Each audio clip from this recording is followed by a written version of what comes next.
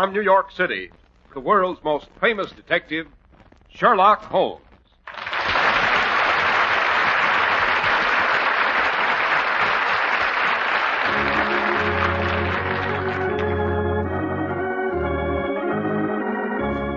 Tonight's story, The Adventure of Lady Waverly's Imitation Pearls.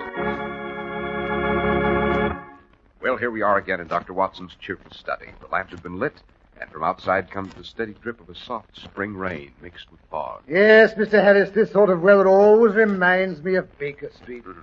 I think I can do no better than tell you of an adventure that had its inception on just such a day. It had to do with the great lady's pearls, which were not altogether genuine. And it ended in the chambers of a certain well-born, but shall we say, careless bachelor in Albany. Well, that's the first time I knew you and Sherlock Holmes ever visited the Hudson Valley, Doctor. We didn't, Mr. Harris, unfortunately. No, Albany in this story refers to an imposing building which was originally the residence of the Duke of York in Albany.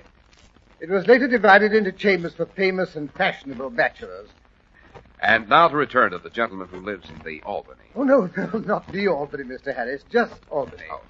He lived in Albany. That's how we express it, you know. Well, it all began placidly enough. It was late one dreary April afternoon. Since morning, a dun-colored veil had hung over the housetops, looking like a reflection of the mud-colored streets beneath. Neither Holmes nor I had stirred abroad the entire day. I sat in my armchair, silent and morose. The dampness had brought the usual twinges to my old bullet wound. Holmes, who was always a contrary individual, bounced about like an animated cricket. Oh, Holmes, if you'd light somewhere for just a few minutes. Bullet acting up a bit, Watson? Oh, no more than usual in this weather, confound it. Yes, I thought I recognized the vice-like set of the jaw. Of course, I'm not a medical man, but I think I could suggest a remedy. Certainly not. Aha! Did you hear that? Hear what? The house is as still as a morgue. A carriage just came to rest at our curb. A rather elegant four-wheeler. A mettlesome horse. The man on the box has jumped down. Now he's dashing up our front steps. You hear that, Watson? Sounds as if our visitor's errand might be urgent. Oh, how can you tell all that? You haven't even looked out of the window. My ears, Watson, are nearly as acute as my eyes. Yes, he is rather unrestrained, wouldn't you say? Now, it's just possible Oh, for pity's sake, stop deducing and go to the window and see what's up. Very well, if you insist. Yes, the four-wheeler turns out to be an elegant equipage with the name Blevin and Fossiter embossed in discreet gold lettering on the door. Oh, you mean it's a delivery van? Dear me, no. Blevin and Fossiter do not deliver. They escort whatever valuables come within their purview to their destinations in what is practically a private carriage. You wouldn't expect to see Lady Blenkinsop's emeralds or the Countess of Whistleworth's rubies drive up in a lorry. The Blevins and Fossiters are jewelers. You go to the head of the class, Watson. I wonder what's wrong at Blevins and Fossiters and why the man on the box has left his conveyance unattended to pay us a visit. Ah, here he is now. Come in, come in. Holmes, for once you were wrong. He's not a coachman. He's a young gentleman in an elegant ulster and a billycock hat. I didn't say he was a coachman. I said he was the man on the box.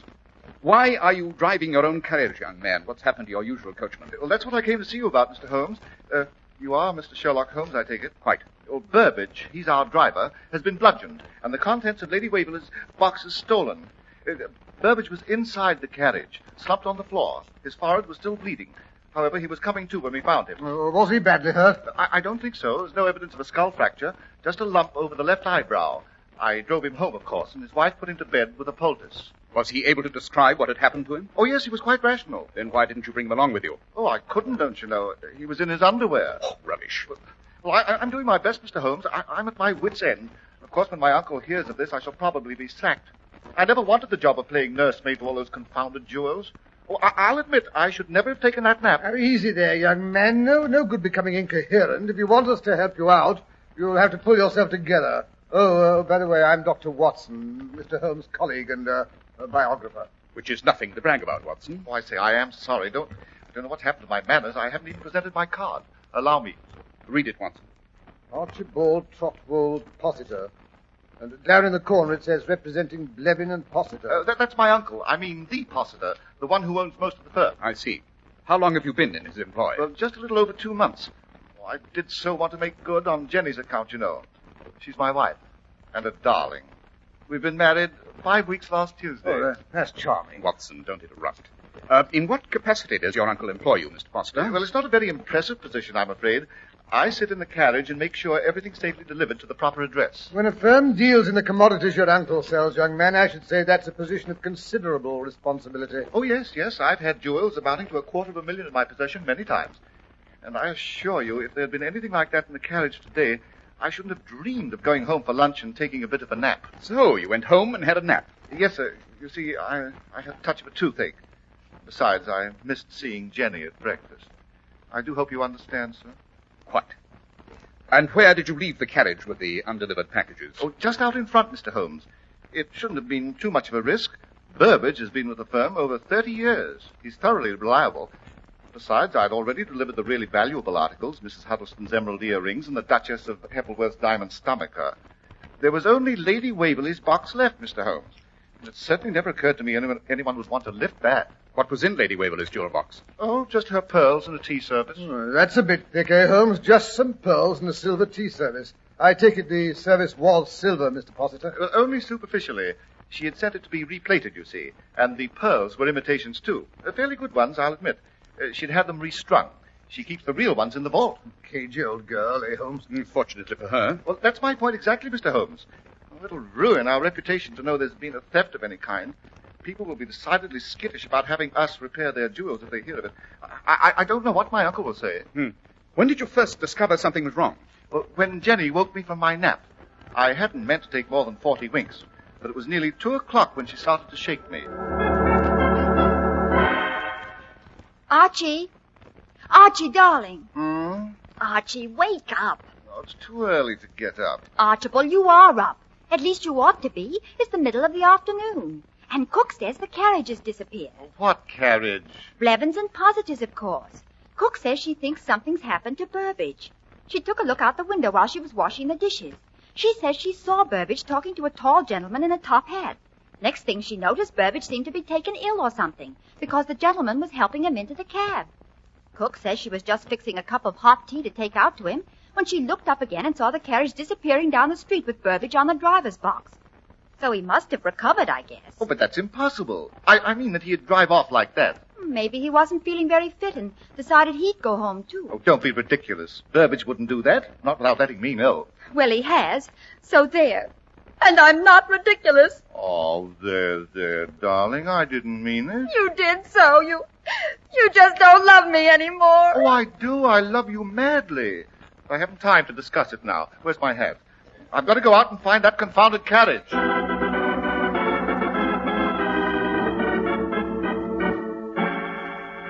Locating a missing carriage somewhere in London. How did you ever expect to do that, Mr. Possiter? That detail is unimportant, Watson. It's obvious Mr. Possiter was successful, inasmuch as the carriage is now standing at our curb. By Jove, I'd forgotten that. Well, as a matter of fact, it wasn't too difficult to locate the carriage. I hadn't gone more than a square or so when I ran into our local policeman, who was on his way to see me. Jenny and I live in South Kensington. Well, the bobby reported that Blevins and Possiter's carriage was standing in front of the Victoria and Albert Museum without a driver, and would I be so good as to remove it, as it was impeding traffic. But you say you found Burbage inside the carriage. Why hadn't the policeman noticed it? Well, he was on the floor, covered by the horse blanket, Mr. Holmes. Well, it's fortunate the Metropolitan Police has us to assist them, eh, Holmes? Or someone might take off with the Bank of England. Don't be fatuous, Watson. Go on, Mr. Possiter. You found the coachman under a horse blanket, but stripped to his underwear and with a gash on his forehead. Where exactly on his forehead? Well, over his left eyebrow, just under the hairline. There was a lump as big as an egg, too, and his hands were tied behind him with a large handkerchief. His own? Oh, no, Mr. Holmes. It was made of the finest cambric. As a matter of fact, I brought it along with me. Here it is. Oh, good boy. Interesting. Most interesting. Well, there's nothing distinctive about that handkerchief, Holmes. Not even a monogram. On the contrary, my dear Watson, this handkerchief is most helpful. It tells us that the criminal, for it's undoubtedly his handkerchief, is addicted to the use of scent. Bergamot, to be exact. He's also a pipe smoker who carries a not-too-well-closed tobacco pouch. Notice these shreds of tobacco which still cling to the fabric. Rather rare tobacco, if I'm not mistaken. Yes, we shall have to investigate it further.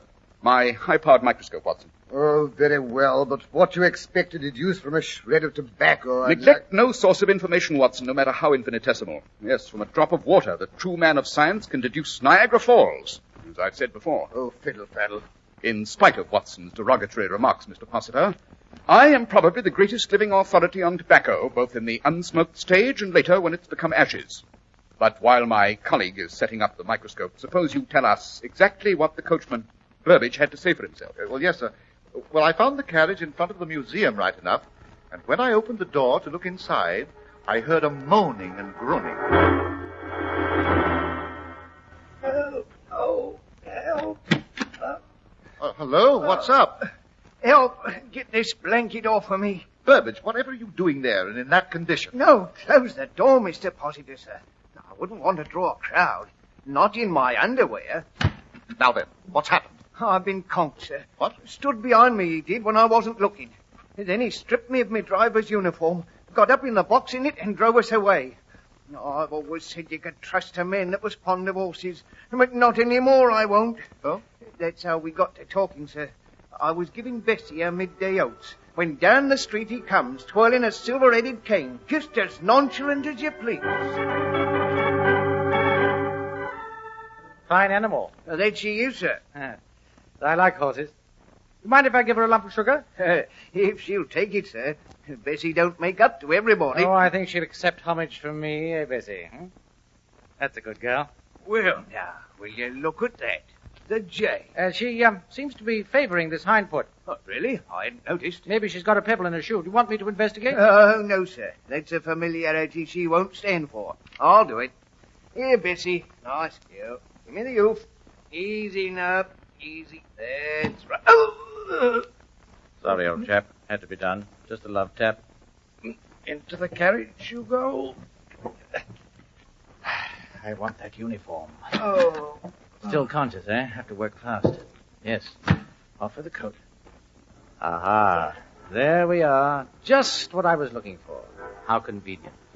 The box with the Waverly crest right here on the front seat.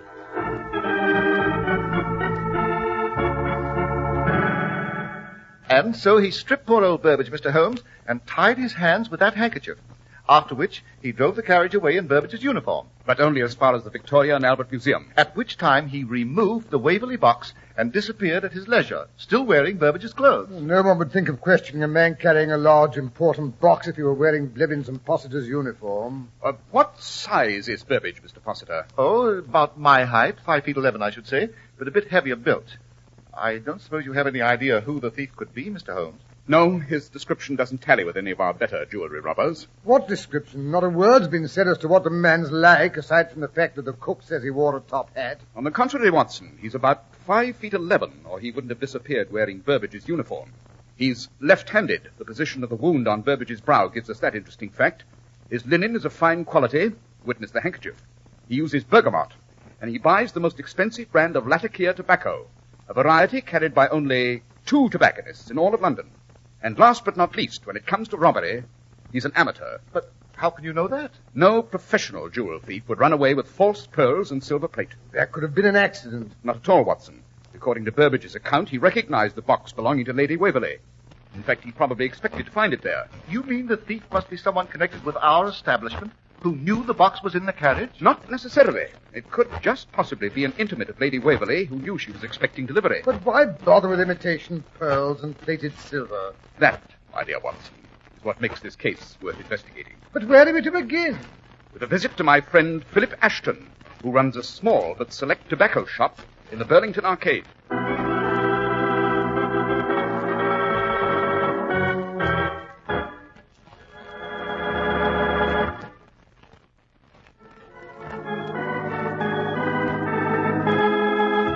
Now back to Sherlock Holmes and Dr. Watson. We find them standing in front of a counter, sniffing the contents of several elegant glass jars filled with tobacco. Yes, this, unless I'm very much mistaken, is the mixture the gentleman uses. Mr. Ashton, are there many gentlemen who buy this variety of tobacco? Why, no, Mr. Holmes. It's rather special. And besides being expensive, I sell it to only 4 gentlemen in all. Tell me, among those 4, is there an individual who's about Watson's height, well-dressed, he carries a silver-headed cane, is left-handed, and has a weakness for bergamot scent? Why, no, Mr. Holmes, I'm afraid there's not one of the 4 fits that description. No.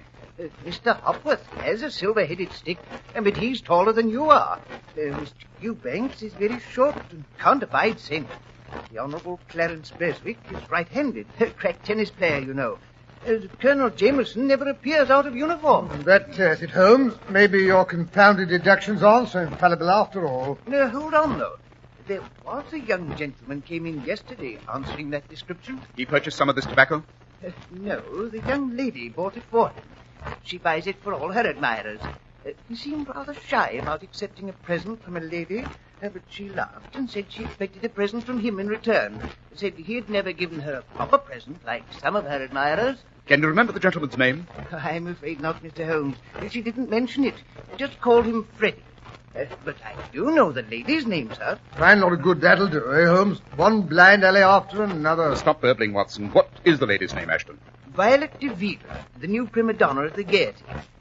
The one there's been all that talk about. Of course, Holmes. That's the girl the King of Portugal was supposed to have been so crazy about. Showered her with jewels.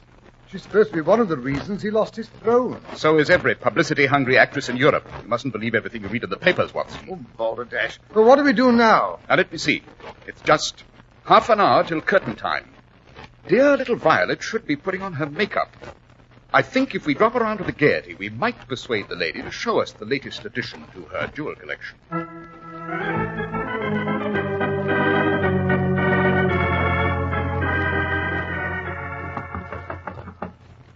There's two gentlemen to see you, Mr. Bill. I can't see anyone now, Peter. Take the flowers or whatever they've brought and tell them to come back after the show. They haven't brought anything, Mr. Bill. Just themselves. It's Mr. Sherlock Holmes. Mr. Sherlock Holmes, the detective? In person. Oh, just a moment till I throw on my opening costume. I've always been dying to meet you. She got one weakness, sir. She do love celebrities. Show the gentleman in, Peter. Mr. Sherlock Holmes and friend. My usual billing. Well, this is a pleasure. Do sit down, Mr. Holmes. You too, Mr. Dr. Watson. Oh, yes, of course. How stupid of me. I've read all your darling stories. So exciting. I do love to be thrilled. You do it so beautifully, you know. Why, Mr. Veal, that is, I'm quite overwhelmed. I mean that a young lady of your obvious discernment... But, of course, I suppose no one could help making the exploits of the great Mr. Sherlock Holmes exciting. Yes, of course. Back among the also-rans. And now, Mr. Holmes, I'm just bursting with curiosity. What brings you here?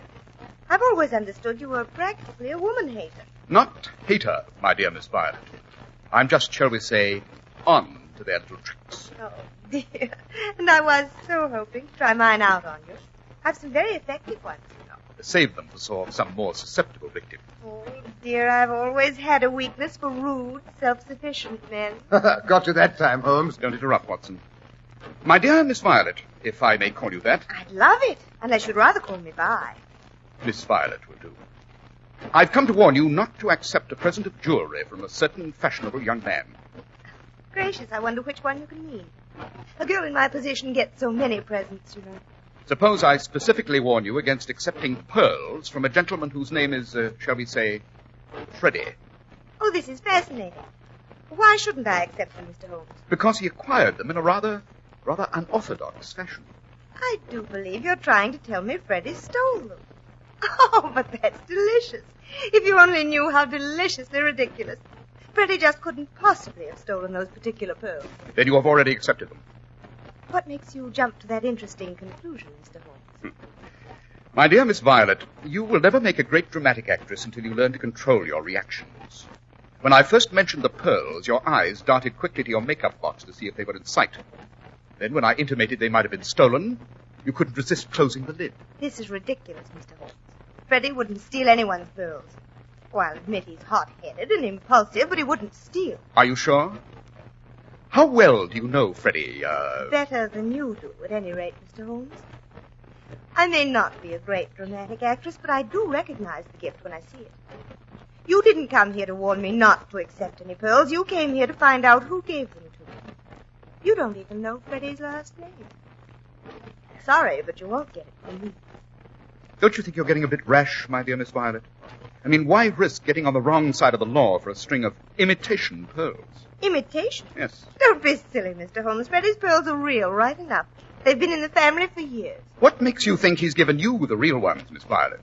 Surely you must know Freddie has other, interests. If you mean that bandy-legged little soubrette at the Savoy, I know all about that. It was all over months ago. Then why did he give her the real pearls just half an hour ago? Mr. Holmes, you're a brilliant detective. But you should not underrate the feminine intelligence. It was a beautiful trap, Mr. Holmes, but just a bit too obvious. Now, if you'll excuse me, I hear the overture. My public is waiting. Do come again, Mr. Holmes, when you've thought up some more tricks.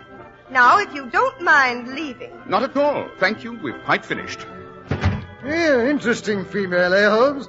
I don't know when I've more thoroughly enjoyed an interview.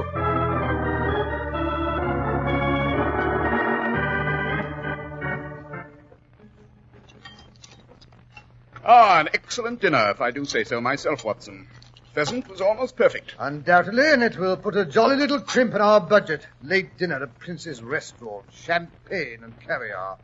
I don't know what's got into you, Holmes. Oh, calm yourself, Watson. It all goes on the bill. I shall send Blevins and Possiter in the morning. Holmes, you're really outrageous. You've made a hash of the case, you've found out absolutely nothing, and yet you have the effrontery to talk of sending a bill in the morning. Well, you should be ashamed of yourself. On the contrary, Watson, I think I've done rather well. Well, that DeVille woman made an absolute ass of you.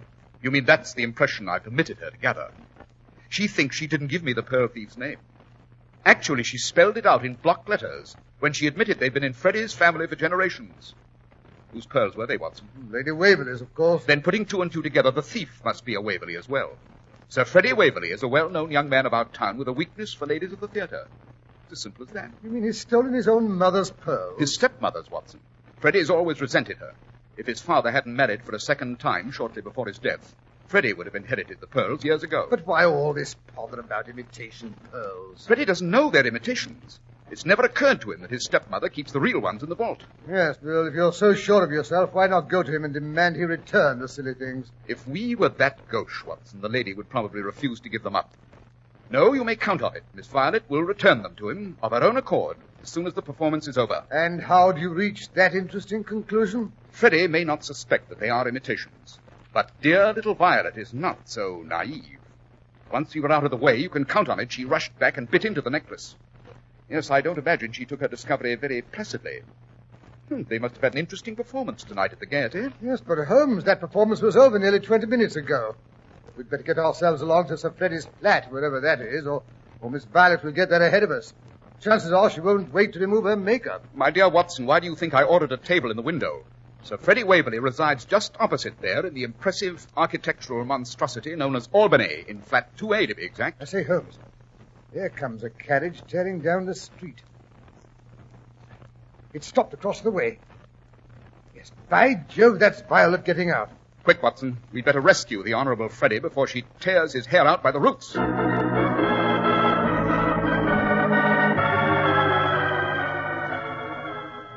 Down this corridor, Watson. Yes, there's Miss Violet. Just going to 2A now. Violet, darling.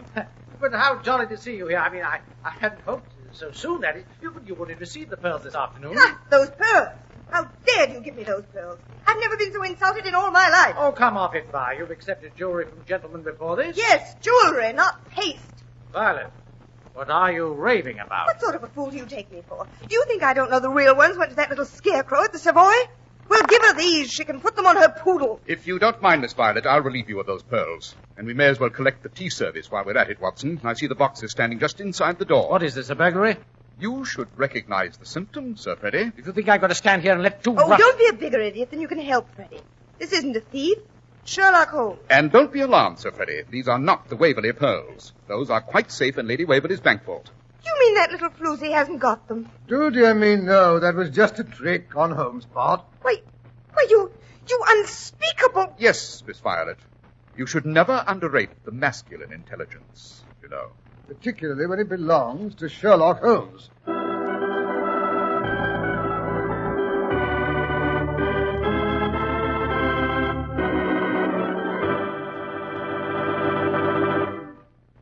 Well, I must say that was a neat bit of work on Holmes' part, Dr. Watson. Our stories are based upon the character of Sherlock Holmes, created by Sir Arthur Conan Doyle. Sherlock Holmes is played by John Stanley, Dr. Watson by Alfred Shirley, and the dramatizations are by Edith Meiser. Sherlock Holmes is produced and directed by Basil Lochran, with special music by Albert Berman.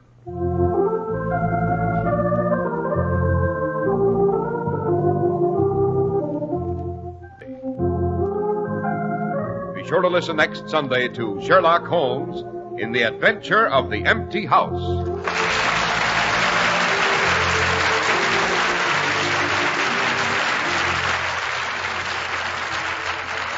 This is Cy Harris speaking. This is the Mutual Broadcasting System.